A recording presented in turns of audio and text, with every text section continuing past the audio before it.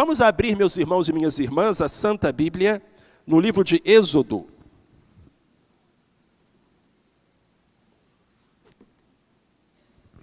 No capítulo 36. Contribuindo com liberalidade é o nosso tema. E o nosso texto, Êxodo, capítulo 36, do verso 2 ao verso 7. Se perto de você tiver alguém sem a Bíblia, estenda o seu exemplar da Escritura, abençoa o seu vizinho, abençoa o seu irmão. Êxodo, capítulo 36, do verso 2 ao verso 7. Diz assim a palavra de Deus. Então Moisés chamou a Bezaleel e a Aholiabe e a todo homem hábil em cujo coração Deus tinha posto sabedoria, isto é, a todo aquele cujo coração o moveu a se chegar à obra para fazê-la, e receberam de Moisés toda a oferta alçada que os filhos de Israel tinham trazido para a obra do serviço do santuário, para fazê-la. E ainda eles lhe traziam cada manhã ofertas voluntárias. Então todos os sábios que faziam a obra do santuário vieram cada um da obra que fazia e disseram a Moisés: o povo traz muito mais do que é necessário para o serviço da obra que o Senhor ordenou se fizesse. Pelo que Moisés deu ordem, a qual fizeram proclamar por todo o arraial, dizendo: nenhum homem nem mulher faça mais obra alguma para a oferta alçada do santuário. Assim, o povo foi proibido de trazer mais, porque o material que tinham era bastante para toda a obra e ainda sobejava. Amém. Bendita seja a palavra de Deus que nós acabamos de ler. A Igreja Batista em Mata da Praia vai entrar agora em uma campanha de construção. Na verdade, em uma nova fase da campanha de construção, indo mais além. Na primeira fase, nós construímos o templo da Missão Batista em Cidade Pomar, que ontem se tornou Igreja Batista em Cidade Pomar, com o novo templo. Os irmãos puderam se emancipar e agora seguem como mais uma igreja do Senhor Jesus Cristo, para a honra e glória do nome dele. Tendo feito isso, a gente está agora na segunda fase da campanha, indo mais além. Essa bem mais próxima de nós, a construção do edifício Pastor Juraci Lemos, que vai nos ajudar tanto no atendimento aos irmãos, quanto no atendimento à comunidade, novas salas para a escola dominical, um auditório maior, enfim, uma obra muito necessária.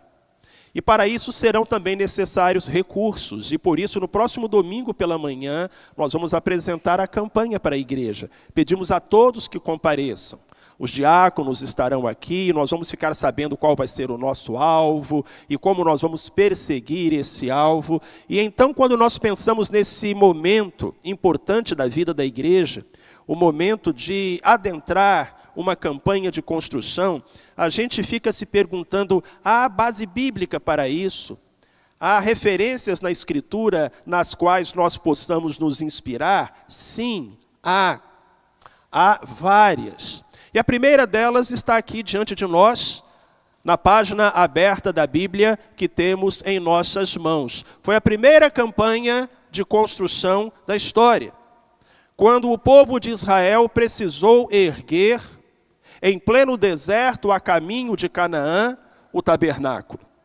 Talvez eles pudessem ter dito a si mesmos: não é hora de construir, nós ainda não chegamos em Canaã, não construímos as nossas casas, Deus vai compreender, mas não foi isso o que aconteceu. Deus disse a eles: vocês precisam erguer uma casa para o louvor da minha glória e um lugar onde vocês possam me prestar culto. E uma vez que era um povo que vivia viajando, caminhando, aquela casa precisaria ser móvel, daí o nome de tabernáculo, Mais tarde, as mesmas dimensões seriam replicadas de forma definitiva no templo em Jerusalém. Primeiramente o templo de Salomão e mais tarde o templo de Zorobabel. Então o que nós temos aqui diante dos nossos olhos é uma verdadeira inspiração, um manual sobre o que nós podemos fazer na nossa campanha de construção. Irmãos, aquele povo construiu em pleno deserto. E eu acredito que poucos lugares do mundo testemunharam tantos milagres, tantas histórias extraordinárias quanto aquele deserto. O deserto foi palco de milagres. O pão caía do céu, a água brotava da rocha, as roupas não se envelheciam, as águas amargas se tornavam doces, e tantos outros milagres aconteceram ali.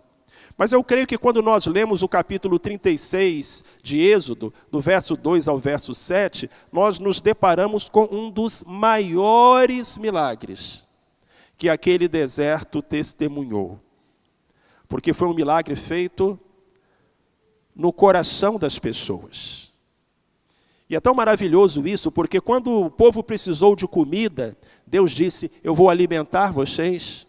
E nós sabemos do maná, e nós sabemos das codornizes, a Bíblia fala sobre isso. Quando o povo teve sede, Deus disse, eu vou dessedentar vocês. E nós sabemos da água que correu da rocha, das águas de Mara, amargas, que se tornaram doces, e conhecemos também essa história. Mas quando se tratou de construir um templo, de construir o tabernáculo, Deus não disse, eu vou dar isso a vocês. Vocês vão dar isso a mim. Porque a construção de um templo não é assunto material, não é questão física, é questão espiritual. Meus irmãos, minhas irmãs, eu quando leio essas páginas da Bíblia, o que eu enxergo aqui não é apenas uma campanha de construção, eu enxergo aqui o primeiro avivamento espiritual da Bíblia. Porque o que aconteceu ali foi realmente um avivamento espiritual. Pessoas foram chamadas e atenderam ao chamado. Pessoas foram divinamente capacitadas e trabalharam com esta capacitação. E pessoas foram despertadas para contribuir e contribuir com muito amor. Queridos, de que maneira os israelitas fizeram aquela contribuição? A Bíblia diz que eles traziam voluntariamente, diariamente e abundantemente. Eles traziam voluntariamente. Não era um imposto, não era uma obrigação, era algo feito de livre e espontânea vontade. A Bíblia também diz que eles ofertavam diariamente. O texto fala que todas as manhãs traziam ofertas voluntárias, versículo 3. Isso é maravilhoso. Aquela pessoa que tinha ido um dia lá para os trabalhadores e dito, olha, aqui está o material que vocês precisam. Aquela mesma pessoa voltava no dia seguinte, dizendo, olha, eu quero contribuir mais, eu quero ofertar ainda mais. Eles ofertavam voluntariamente, eles ofertaram diariamente, e o texto também nos diz que eles ofertaram abundantemente. De tal maneira que, a certa altura, o material para a construção era mais do que suficiente para que o tabernáculo fosse erguido. E, meus irmãos, onde eles encontraram esse material para a construção? Eles estavam no deserto. Não havia uma loja onde eles pudessem comprar nada. Então, como o tabernáculo foi construído? O tabernáculo foi construído com as riquezas que os israelitas tinham nas suas tendas. Pastor Marcelo, e eles tinham riquezas? Sim. Eles, ao saírem do Egito, despojaram os egípcios, não é o que está escrito na Bíblia Sagrada? Deus disse para eles, olha, quando vocês saírem do Egito, os egípcios vão estar tão assustados com as 10 pragas, que eles vão querer ver vocês pelas costas. Aí vocês vão falar para eles assim, escuta, você pode me dar um presente? E para ver vocês pelas costas, eles vão dar todos os presentes que vocês quiseram. E aí Deus diz o seguinte, e esse vai ser o pagamento de vocês por 400 anos de serviço como escravos. E isso aconteceu, de tal maneira que quando os israelitas deixaram o Egito, eles foram para Canaã levando ali um bom pé de meia. Eles tinham tecidos, eles tinham peles, eles tinham ouro, eles tinham joias preciosas, e era um bom pé de meia para eles começarem a vida lá em Canaã. Isso era uma bênção, mas poderia também ser um problema. E por que ser um problema, meus irmãos e minhas irmãs? Porque quem nunca teve riqueza, às vezes quando tem, fica escravo da riqueza. Pensem naquelas pessoas. Eles tinham sido escravos durante 400 anos. Casa de escravo não tem nada. Escravo não tem posses. Escravo não tem patrimônio. Mas agora eles iam a caminho de Canaã, onde seriam donos da própria terra, onde construiriam as próprias casas e teriam as próprias riquezas. E era muito fácil que quem nunca teve passasse a idolatrar o que tinha. Na verdade, a mentalidade de escravo tinha que ser extraída da cabeça daquelas pessoas. Moisés descobriu, ao longo das jornadas pelo Sinai, que era mais fácil tirar o povo do Egito do que tirar o Egito do povo. Verdade ou não? Para tirar o povo do Egito, foi assim. Mas para tirar o Egito do povo, meus irmãos, que dificuldade. Anos e anos depois, o povo falava assim: ai, que saudade das cebolas do Egito, dos peixes do Egito. Saudade dos açoites eles não tinham, eles não lembravam. Eles não lembravam. Porque quando a gente tem saudade, a gente só lembra do que foi bom. E eles eram mal agradecidos, eles não diziam, Deus nos tirou lá do Egito, eles diziam, ah, que saudades do Egito. Moisés descobriu que era mais fácil tirar o povo do Egito do que tirar o Egito do povo.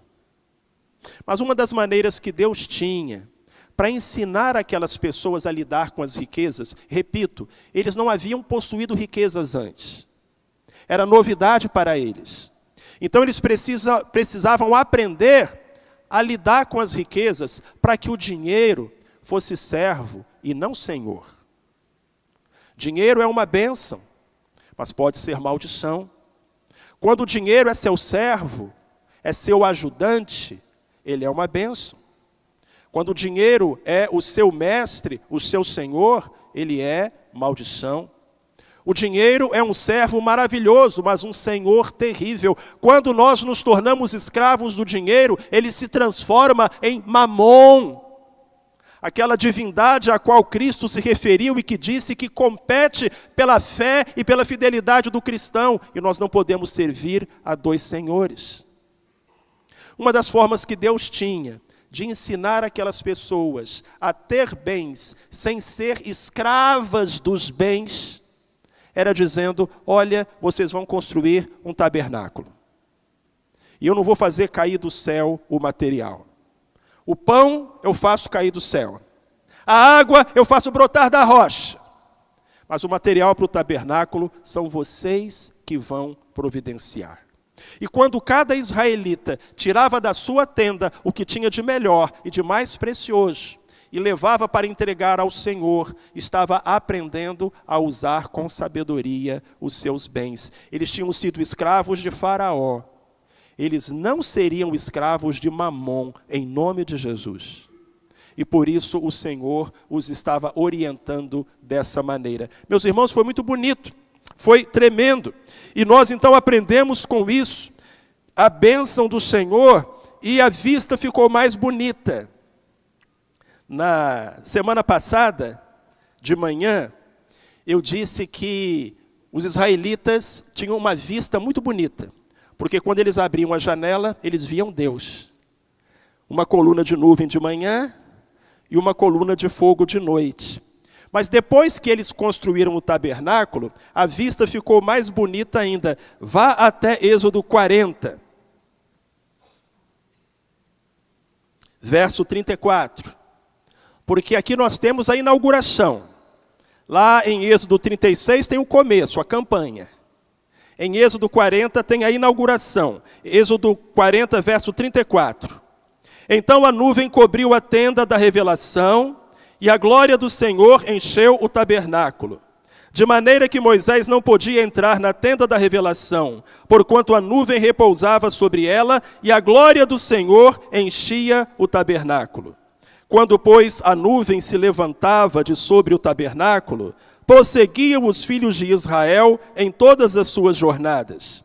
Mas se a nuvem, porém, não se levantava, não caminhavam, até o dia em que ela se levantasse.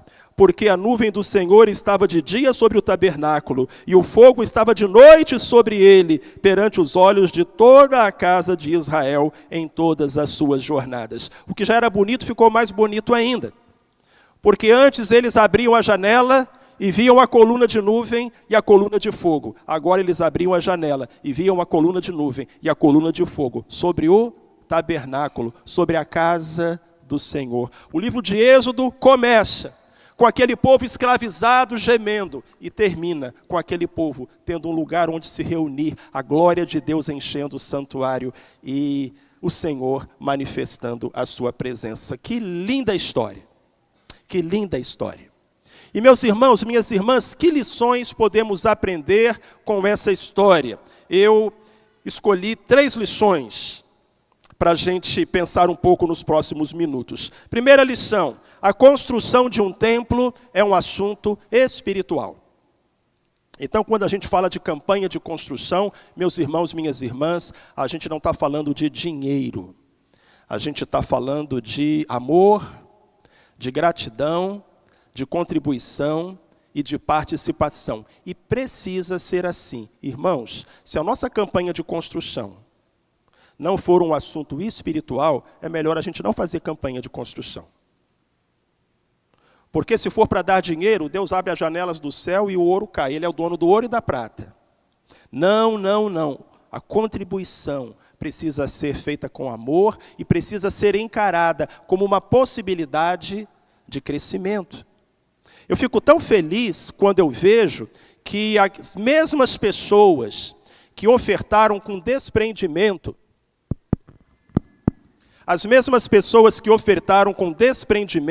para a construção do tabernáculo, foram as mesmas pessoas que poucas semanas antes tinham construído um bezerro de ouro. E é tão bom a gente saber que a gente pode acertar depois de ter errado. As mesmas pessoas que erraram feio quando construíam o bezerro de ouro, agora estavam acertando e fazendo algo extraordinário, que era contribuir voluntariamente, diariamente e abundantemente. Então, quando Deus dá a uma igreja a oportunidade de fazer uma campanha de construção, está dando a essa igreja a oportunidade de viver, de experimentar um avivamento espiritual. E está dando uma oportunidade da gente fazer um autodiagnóstico, porque Jesus disse: onde estiver o seu tesouro, é porque aí está o seu coração. E aí então Jesus está nos dando uma oportunidade da gente se conhecer, e da gente crescer, da gente melhorar, da gente acertar, mesmo que em algum momento da caminhada, a gente tenha seguido por caminhos errados. Eu ouvi certa vez de um pastor, de um modo um tanto engraçado, ele disse que existem 3 tipos de crente: pedra, esponja e favo de mel. Como é que é essa história? Pedra, você aperta, e você pode apertar, apertar e apertar, não sai nada. Esponja, se você apertar, a água desce, mas você tem que apertar. O favo de mel, você não precisa apertar. Ele sozinho, ele transborda o mel, que é doce, e vai saciar a fome de alguém. Quando se trata de campanha de construção, ou a gente é pedra, ou a gente é esponja, ou a gente é favo de mel. A gente é o quê? Você sabe o que você é? Irmãos, nós vamos descobrir. Deus vai nos dar a oportunidade de saber. E o maravilhoso é o fato de que, Se você é alguma coisa, não precisa continuar sendo essa coisa, você pode ser transformado. Os israelitas foram transformados, e isso é bênção na vida do cristão. Segunda verdade que nós podemos extrair dessa história: uma oferta só tem valor se é dada de coração. Algo que nos encanta nessa história é a maneira graciosa, espontânea com que os israelitas contribuíram. Não foi estabelecido um decreto, não foi colocado um imposto, os irmãos viram isso? Moisés não mandou soldados na casa de ninguém buscar o material, porque não é assim que as coisas de Deus funcionam, irmãos. Não é assim que as coisas de Deus funcionam. A Bíblia fala que o homem olha para o que está diante da sua vista, mas Deus olha para o coração. E os israelitas contribuíram dessa maneira tão bela, 3 erros que eles não cometeram. Eles não contribuíram por obrigação, nem por competição, nem por ostentação. Eles não contribuíram por obrigação, eles não foram forçados. Eles não contribuíram por competição. A minha oferta foi maior que a sua. Não foi competição. E eles também não contribuíram por ostentação. Olha aqui a minha oferta. Não. E nesse sentido, nós podemos aprender com aquela história tão bonita do Novo Testamento, a história da oferta da viúva pobre. Você se lembra? Jesus estava no culto, lá no culto também tinha o gasofilácio, as pessoas iam lá e colocavam as suas ofertas. O Novo Testamento fala que os ricos colocavam muito, até que chegou uma viúva. E essa viúva colocou 2 moedinhas. A Bíblia diz que essas 2 moedinhas juntas valiam 1 centavo. Irmão, você consegue imaginar isso? Uma moeda de meio centavo? Pois bem, Jesus chamou os apóstolos e disse: a maior oferta foi a dessa viúva. Os outros deram o que sobrava, ela deu tudo o que tinha. Quando se trata de Deus, contribuição não é assunto financeiro, é assunto espiritual. E uma oferta só é válida se for dada de coração. Igreja, a gente vai entrar numa campanha e a gente vai falar muito de dinheiro aqui na frente. Não se escandalizem, a gente vai fazer isso. É necessário, nós temos que pagar as contas. Mas a gente vai falar de dinheiro e de valores sempre olhando sob o aspecto espiritual. E digo mais, se você for contribuir por obrigação, competição ou ostentação, por favor, não contribua. Porque não vai fazer bem a você. A oferta tem que ser dada com espontaneidade. O que é mesmo que o Novo Testamento fala? Deus ama a quem dá com alegria. E pelo que eu percebi, a alegria é o tema do nosso culto desta manhã, porque todas as músicas que foram cantadas falam sobre essa satisfação, sobre esse contentamento. Povo alegre é povo que contribui. Jesus disse: mais bem-aventurada coisa é dar do que receber. Mas gente triste é gente que não experimentou ainda na sua vida a alegria de contribuir. Terceira lição que eu aprendo com essa história: contribuir com liberalidade é um grande privilégio. Irmãos, nós vamos entrar numa campanha de construção. Isso é fardo? Isso é peso? Ou isso é honra? Ou isso é privilégio? Eu estava sonhando com esse momento há muito tempo, não sei você. Os israelitas encararam a construção do tabernáculo como uma honra, um privilégio, uma alegria.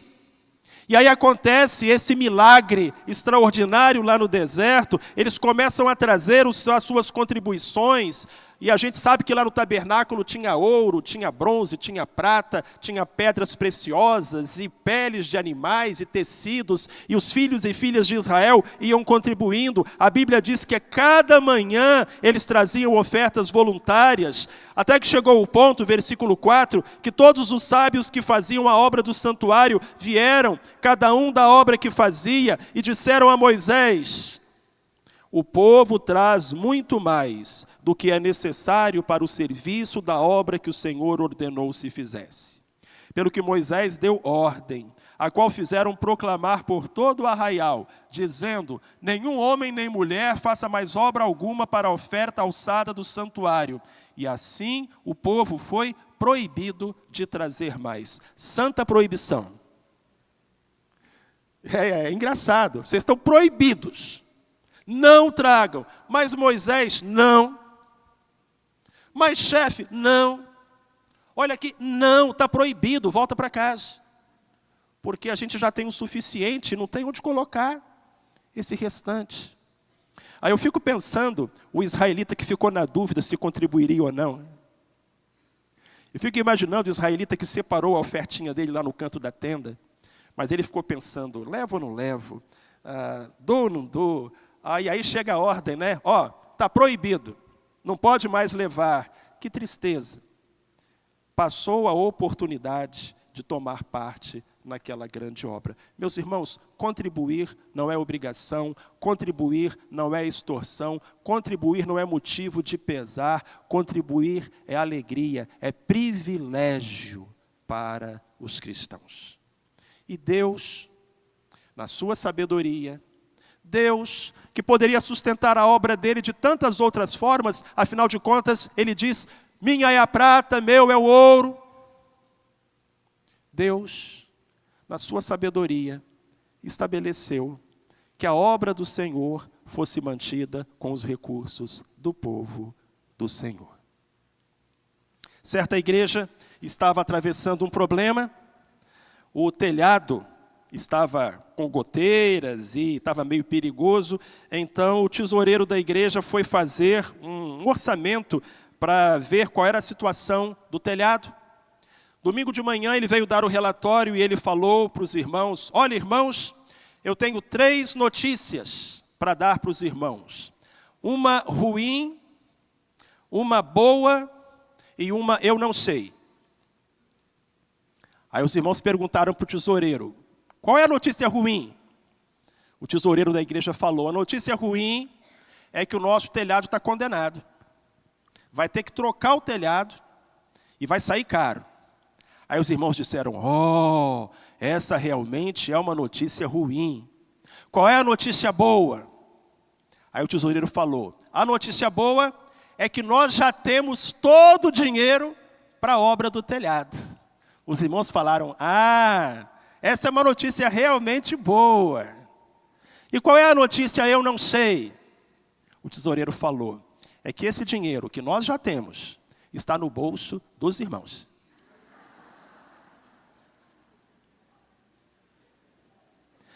Cada um contribua segundo o propósito no seu coração.